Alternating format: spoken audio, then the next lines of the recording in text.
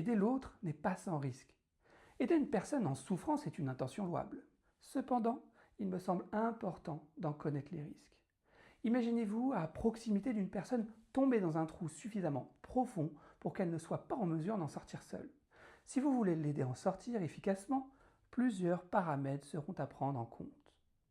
Tout d'abord, assurez-vous d'être solide sur vos appuis, sans quoi vous risquez de tomber avec elle dans le trou.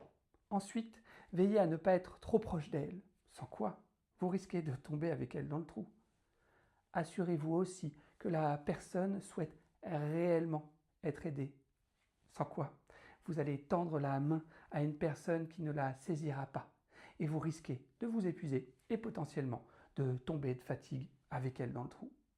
De même, faites attention à ce que la personne, dans l'expression de sa souffrance, ne soit pas malveillante et ne cherche pas à vous tirer avec elle, car sinon, vous tomberez avec elle dans le trou.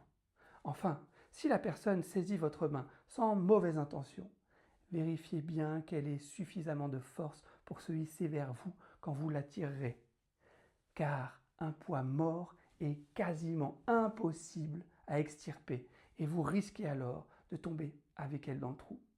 Afin d'être en mesure d'aider une autre personne, il est impératif d'être soi-même suffisamment en capacité de le faire, d'en avoir les moyens, l'énergie et le temps.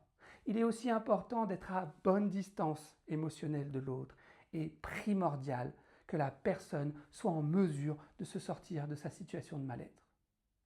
Si cela vous a plu, partagez, likez et abonnez-vous. Et si vous avez envie que j'aborde un sujet ou une notion en particulier, mettez-le moi en commentaire. À très bientôt.